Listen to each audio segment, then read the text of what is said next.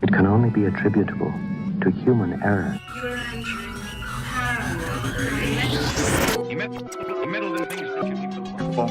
parallel. Where will we go next? This phantom from another time. No one, Mr. Muller. That's it, man. Game over, man. Game over.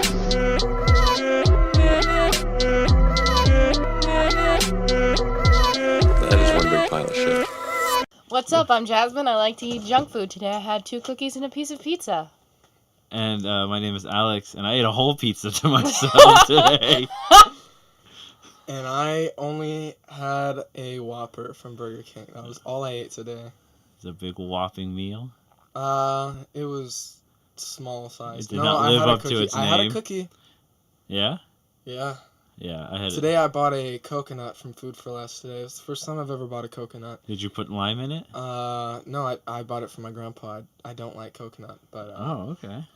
very interesting buy, very interesting experience because I've never had the privilege of carrying a single coconut around the store with me the entire Was it the time. brown strawy kind or was it the clean green kind? No, the brown straw. The old school cartoon one. Yeah, the one where you shake it and it's full of milk. Ooh, and that, speaking of coconuts, they are full of nutrition and water. A place that does not have water nutrition is the Mongolian Desert. You mean the Gobi Desert? Yeah. Yeah, that one too. We'll edit this all in post.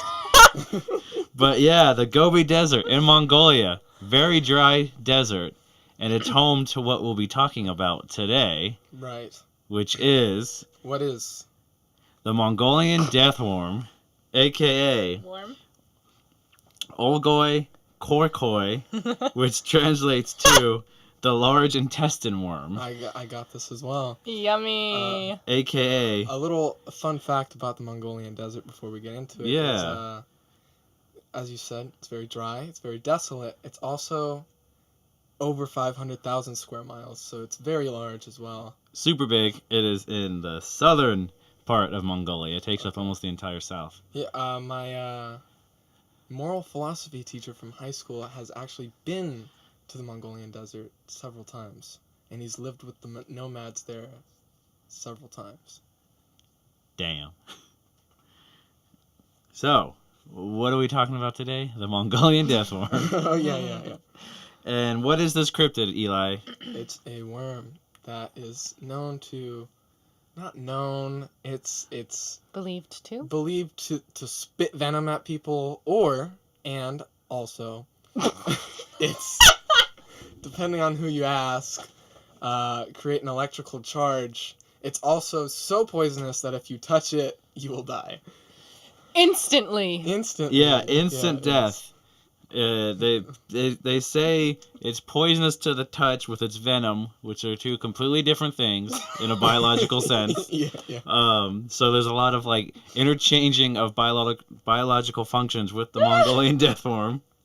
But yes, it is said to be a 2 to 5 feet long giant worm with no visible head. It's usually red colored, and sometimes it has spikes on both ends. Sometimes. Some descriptions say it has spikes on both ends. Sometimes they say it just looks like a big giant intestine. Kind of like burrowing under the ground.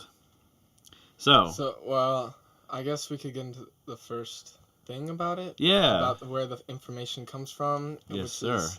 And then we'll get into the second one, which is probably the largest one. But the first one's also tied into the second one. And we'll get into that in a little bit. Yeah. But, I just want to say that when I was doing the research for this, I couldn't get all I could think about was movies where giant worms of some kind are present, like Tremors, or like Beetlejuice, or like that episode of SpongeBob. I couldn't separate the TV shows and movies from what we were actually well, researching. that's the thing. Like on a quick note before we get into like where it was first heard of and this kind of history is, I think the Mongolian Deathworm is more famous for everything it's inspired than what it is itself. Yeah. Because there's all these references to it from like video games, movies, Books. books like Dune by Frank Herbert got giant worms. Even The Hobbit. Yeah, I actually had that down. Yeah, it's like They mention like these giant wereworms that are in the last desert in a Yeah. brief mention in The Hobbit. yeah. So the Deathworm is definitely really inspiring to like random things more than itself to the public. Right. And so I guess the first ever thing written about it was Roy Chapman Andrews in his book On the Trail of Ancient Man from 1926, although it was not published in 1926. But he heard about the Mongolian Deathworm from the Gobi tribespeople, none of whom had seen it before, but all described it in minute detail. And they told him that, and I think in what, 1919? Yeah, like some years before that. Because if I researched it right, he basically went to get like permission to go into the Gobi Desert to kind of do some research. Yeah. And they were like, "Oh yeah, totally, man. Please go, explore it, but also if you can, get us some proof of that giant worm that's out there killing things." And he's like, "Wait, what?" Yeah. And they're like, "Yeah, there's a giant worm that will kill you if you touch it. Yeah. If you could bring proof back, that would be great." And so yeah, he doesn't. I don't think he thought it was real. Yeah, he was just like, "Oh, okay, that's cool." But what's funny is because he was an American paleontologist, Roy Chapman Andrews. Yeah. And what I found out was he was the first one to ever discover dinosaur bones. Really? Dinosaur Interesting. eggs, like fossilized eggs. Wild. Yeah, because he traveled around. He found a bunch of different fossils and bones, but he's the first one to ever recorded find fossilized eggs, which was kind of cool. Was it in the Gobi Desert? No, I think it was actually in. Where did he find it? Was it in Asia? Yeah, it was somewhere in Asia he Yeah. found it, which was pretty cool. Huh. And he might have been a possible influence for Indiana Jones. I figured his last name I definitely took inspiration from as well for one of my characters. Yeah, so he's the first one, I guess, to be published saying about this thing. Mm-hmm. And that was 1926 on the Trail of Ancient Man. Mm-hmm. What else you got? But all else went quiet until 1987 Dun, when dun, dun. Ivan Mackerle came into the scene. What a name. Ivan the So Macklemore. I have some notes Macklemore? on good old Ivan, who just passed away in 2013. May by the he way. rest in was peace. Pretty recent. But he has a big influence in the whole cryptozoology scene. He organized expeditions for the Loch Ness Monster, for the Tasmanian tiger, and for the elephant bird in Madagascar. I'm not sure what that is, but maybe in a future episode we could cover that. Yeah, that sounds dope. He was inspired by... He was a Czech dude.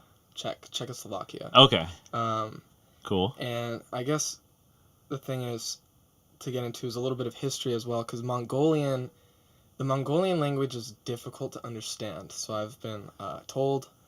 And it's not really been translated. A lot of Mongolian literature hasn't been translated into English because Mongolia was actually under Soviet control until 1990. And so everything that's really been translated from Mongolian has been translated into Russian. But even then, only a small bit of their literature has been translated into Russian. And so that explains why the first short stories about the Mongolian Deathworm came from Soviet sources, which Mackerle was inspired by.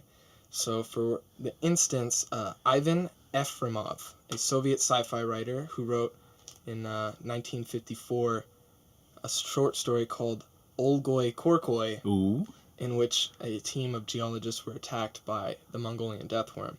all right. 4 good. years later, though, Efremov wrote a nonfiction book called The Wind's Path, which he talked about conversations between him and the Gobi tribespeople about the worms. Okay. And so basically Mackerle was so inspired and so hooked on the idea of this worm He being was out hooked there. like a worm on a line.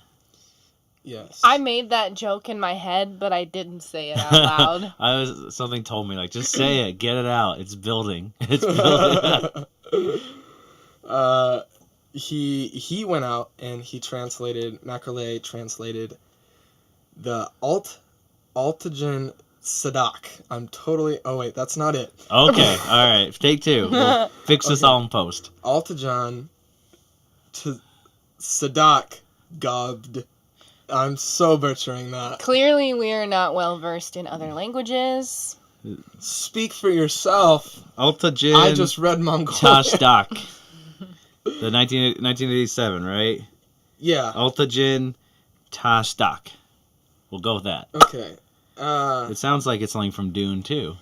Yeah, something like that. So, basically, Ivan Mackerle translated that, which was a Mongolian source that barely mentioned the Mongolian Deathworm.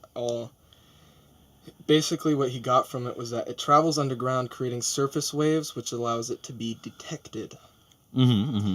Mongolians, and this is where all the venom can kill at a distance by spraying it. He can spray it from its mouth. It's corrosive. It can corrode metal. And kill you Corrosive, instantly. poisonous venom. And also the electric discharge. Yes. Mm. That comes out of its butt. Ew. I don't know where it comes from. Ew. But, Because And also- the head shoots out acid and the butt shoots out lightning. It's basically like a real life Pokemon. Mongolian Deathworm, I choose you! It just like corrodes all Well, the other Pokemon. You can only use that Pokemon for 2 months out of the year. 'cause Yeah, it it's only pops sleeping. up in June and In July. June and July, so Like, if Very rare. it's a summertime cryptid.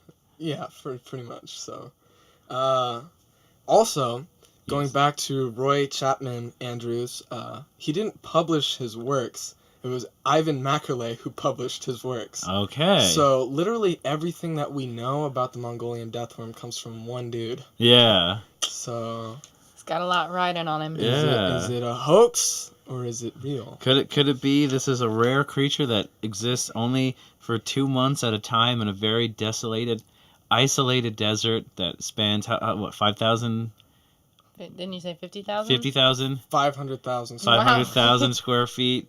This incredibly rare creature that's undiscovered, or could it be just one guy saying, "Hey, I have all this stuff that I found, and I'm publishing it by myself about Well- this thing that no one knows about." Of all the strange things about this creature, the one that I couldn't wrap my head around was the fact that it shows up in the hottest days of the year. Like, it only shows up when it's super duper hot or right after Well, it's rained. Yeah, okay. there you So what?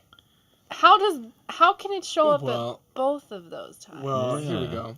Do you have an answer for me? Most scientists or cryptozoologists don't believe it's an actual worm. Like it's a It's like snake. a lizard, some Or sort a of lizard. reptile, Yeah. cold-blooded creature that needs the heat to survive. The snake. Which makes a lot of sense because worms don't do well in the sun. Yeah, it's true. I mean, you figure too, the whole poisonous to the touch because like a snake reptile bit you Mm-hmm. and you died. Like, oh, it's poisonous. He touched that thing. There are some worms that can spew Yeah. grossness out, Right. though. Cri- I watched caterpillars too. I watched a video. And wasn't cute. Snakes can spit their venom. Yeah. Yeah. And also, there's one kind of lizard that can shoot blood out of its eyes Oh, Yeah, that's as right. a defense mechanism. Yeah. It can shoot like 10 to 15 feet too, I think. Here's something interesting Okay. about the Mongolian deathworm as well. Wait, the blood squirting lizard can grow up to 10 feet? No, it can shoot close to 10 Oh, to 15 feet. I was I like, why are we talking about that? Yeah, I mean, that would be dope too. so there's the Goyo plant Okay. Yes. in the Gobi Desert. And Mhm. so one theory that Mackerle came up with, because it's only Mackerle. Yeah, what's up, Mackerle? He thinks that the venom or the poison or whatever it is doesn't actually come from the Mongolian deathworm itself, Mhm. but that it like sucks it out of the Goyo plant. Because Okay. it consumes it. I think it eats. Didn't Yeah. you read that it eats that plant? And Yeah, something like that. I Hmm. also because here's something else too, because I guess it preys on camels. Yes. Yeah, that's Ooh, this their- is fun. I know that's where you're their- going with And this. it lays eggs in In their the intestines. camel. Yeah. And it's red because of the camel's blood. Yeah. That's so happy. It's pretty dope. It's because I'm proud of myself for knowing this stuff. Like, I did my research, guys. Yeah, you're sitting there and everyone's just like, "Oh man, how's your day going?" You're like, "Oh, I gotta tell you something. Mongolian Deathworm. Did you know? It kills camels, lays the eggs in its guts, and then they pop out. It's like living guts because they're red with the blood of the camel, and that is pretty metal." It's pretty metal. Yeah. Well, Ivan led 3 expeditions to the Mongolian desert to try to find this This ear worm thing. First one was in 1990, Okay, good year. Good and year. drawing. I was -2 years old. I was -8. Oh my god. Were you alive? I was born in 1990. Okay, well, the year you were born, Mackerle led some people into the desert, and drawing inspiration from Dune, where if you rhythmically thump the surface of the desert, you can draw these worms up to the surface. So you created a thumper. Yeah. Which thumped.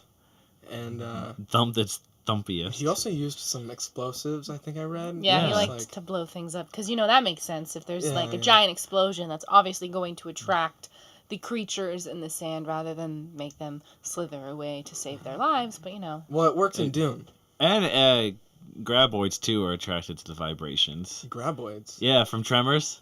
I don't. Tremors.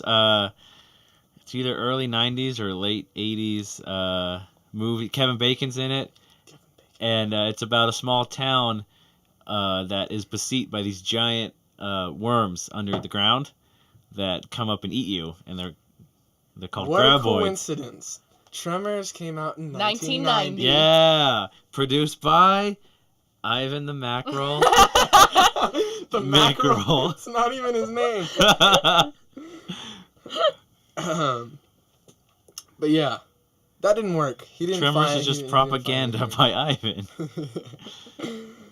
Ivan didn't find anything Yeah. on that trip.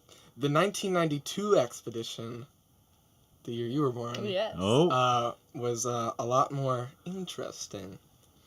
And so he went in 1992 Okay. with his son Danny Mackerle. Mackerel. And then I'm not sure. I got conflicting sources on this. Either a shaman or a Buddhist monastery told him that if you are looking for the Mongolian Deathworm, to basically not disturb the Mongolian Deathworm because it's a supernatural evil. Okay. So now we're dealing with not only can it spew venom from its mouth and fart electrical shots. Okay. It's also supernatural. Oh man. And can give you pretty spooky So dreams. it's like a legendary Pokemon. Yeah. Oh my god. So, Ivan and Danny were sleeping, and Ivan had a vivid dream of the worm where it came out of the sand and it attacked him. Animal Planet said he tried to run, but he couldn't move. I don't know if Animal Planet's making that up Yeah. or if that actually happened in his dream, but basically it attacked him and it bit him on the back Okay. in his dream. And when he woke up, he had blood-filled boils on his back. Ooh. Yes. Which is pretty interesting. And Yeah. I'm sure there's natural reasons why that could have occurred, but I It find was that just regular worms biting him. probably. But afterwards he got really sick because of it, and they had to leave the Mongolian desert afterwards. But I think that's pretty interesting that that all happened. There's always something that keeps you away Yeah. from finding. No matter whatever expedition you go on to find whatever cryptid or whatever creature, there's always some type of thing that keeps you away. Whether it's the weather or technical difficulties or transportation, there's always something That in the way. pops up. Yeah. You know what that means? Gotta keep going. Well, I'm pretty sure in this case he would have died. Yeah. But, I was gonna say it's only ever just the one expedition that hits a snag. It's all right, the search is over. yeah. Definitely can't come back here ever again. He went back in 2004, though. Which is the year you were born. No, Oh. I was 6. Dang, we could have been onto Yeah, something could've been. amazing. We've been Really? It could've been. psychically connected to the Mongolian Deathworm. Was there a movie about with Tremors 2? Did that come out in 1992? I don't know. Let's find out. Yeah. How many Quickest Tremors Google movies search are in the there? world. There was 4, then they made 2 more, just recently. Tremors. What year were you born? 1998. Oh. Tremors 2 Aftershocks came out in 1996. And that's when they learned to walk. And that's when Tupac died. Damn. Conspiracy. It's all connected. It's all connected. It's all here. Tupac was too close to the Mongolian Deathworms. It was produced by Suge Knight. It was... So, his last expedition, he scoured the desert with an ultralight pilot and a video camera, but he didn't find anything. Came up with Bumpkus. And then he himself said he gave up on it. He said it was probably mythical and a figment of people's imagination or an hallucination due to, like, when you're in the desert. What was that noise? That was a Mongolian Deathworm. So basically he came to the conclusion that it was made up Yeah, basically. and that called was out made his up. son who had the bloody boils. No, from he his- had the bloody boil. Oh, I thought his son had him. No. Oh, so he called No. himself out. Yeah, he called himself out. He said, "I'm a fraud." I made it up. So the guy who has all the research. Gave up on it. Interesting. But who's to say that the Mongolian there's not more sources out there? Because like he was basically the only guy who went and translated stuff looking for these worms. Mm. So like maybe there's more out there.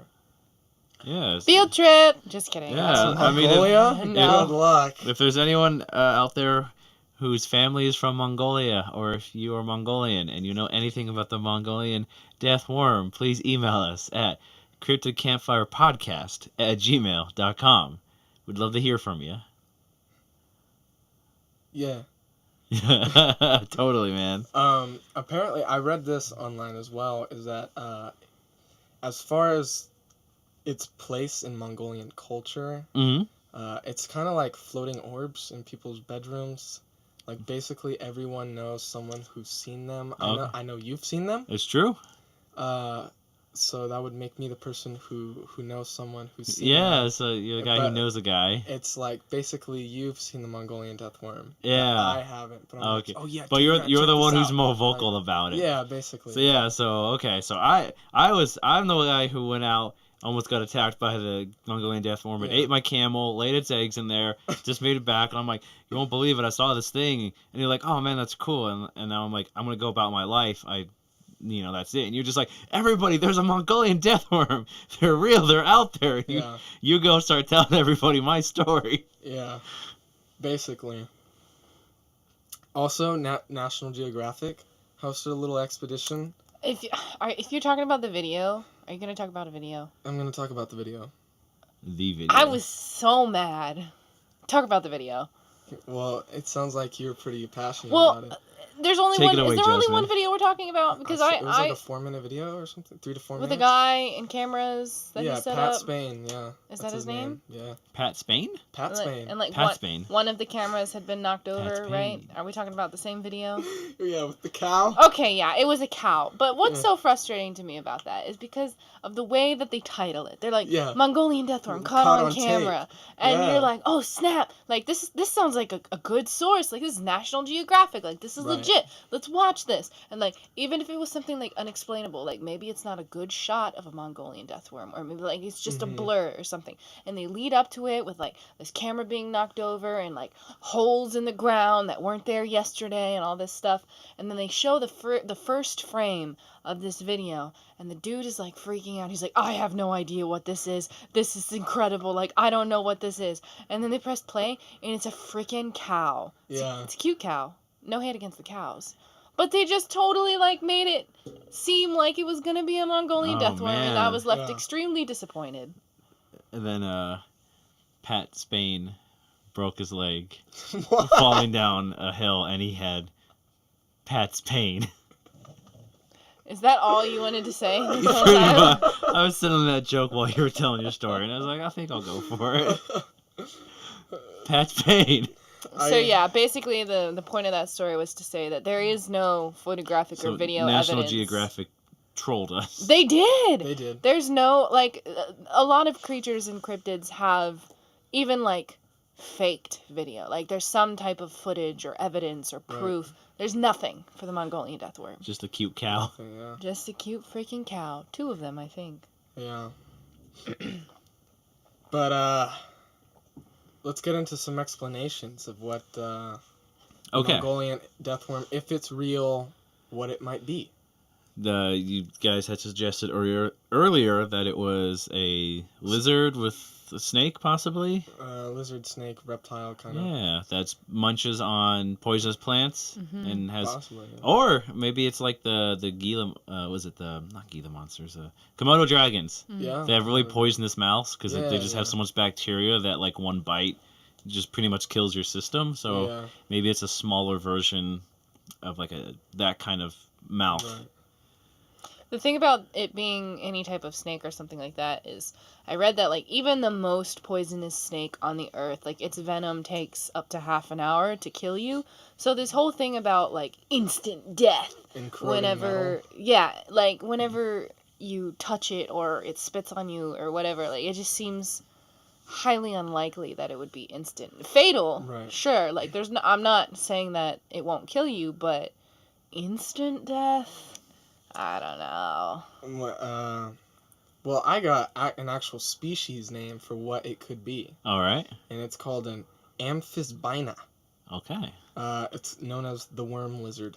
Oh. And it's classic. It sounds a lot like a snake, but it doesn't look like a snake. All right. But it's basically a long, slender body with no arms or legs. Mm-hmm. Which sounds exactly like a snake, but it's got a yellowish color, and there's like a bunch of different species of them. And so, like, I'm sure the coloration can be very different, maybe even red. Yeah. It looks pretty slimy, which is maybe why people think it's a worm. You could think it's a worm. Animal Planet said that the sand, if you, like, the friction itself, basically static electricity, it could probably be generating static electricity all the time. And if you try to touch it... You get a little zap. Yeah, but, I don't know, it could be a big zap. And it kills you instantly. Yeah. Or not. It's just like a million pairs of like socks rubbing against the floor. Right. And as far as touching it, the poisonous skin, the golden poison frog from South America. Yeah. The natives used to rub their arrow tips on it. So like just like in Raiders of the Lost Ark. Yes. And then they like when he too close. I love that movie. That movie's awesome. So good. Yeah, that's what I got for explanation. Although, Roy Chapman Andrews, I think he said that basically the powers are pretty much apocryphal. That there might be actually something out there. Mm-hmm. Yeah, but that's it's been so like over exaggerated that people don't really know what it is or who it is. It could just be like a real like lizard roaming out there. Yeah, just minding his own business. People keep touching it, so it's got to bite back, and then they die. And here's the thing about the rain too, because after floods, do you ever wonder like where bugs go? Yeah. They Not really. They burrow into the ground. Oh. And so when all the water goes away, they crawl up. Out. So like maybe after it rains, it's a similar thing. It crawls up. That'll be Bug's Life 2. They go to Mongolia and meet the Mongolian Deathworm. I guess so. Yeah, that's it for this week. I think that's all we've got about the Mongolian Deathworm. Side note about A Bug's Life. Have you ever watched the bloopers for The Bug's Life? I feel like I have. Yeah. They exist. Yeah. It's a fun time. Google it. YouTube it. Thank you guys for listening so much. My name is Alex. You can follow me at AlexDaiKaiju on Twitter. It's DAIKAIJU. You can tweet me any questions you want about cryptids, or I like Godzilla movies, hence the name. So, hello. You can follow me on Twitter as well if you are interested. It's at Jasmine May W. That's JasmineMaeW. I fangirl tweet a lot, so be prepared for that. Mm-hmm. Most of the time, I don't understand what it's about. My name is at EJ Workshop on the Twitterverse, and I hardly tweet. And sometimes when I tweet about naps. Very important. Yeah. So. And yeah, if you have any questions, comments, or concerns, if we had some really bad pronunciations of the words, which we probably did, tweet us at cryptidcampfirepodcast@gmail.com. Email us. Email us. You said tweet us. Oh yeah, I'm already You can confused. tweet us there too. Yeah. What the heck? Just tweet, email, We'll never see whatever. it. Yeah. All right, everybody. Thank you so much for listening, and we'll see you guys next week. Thanks for tuning in.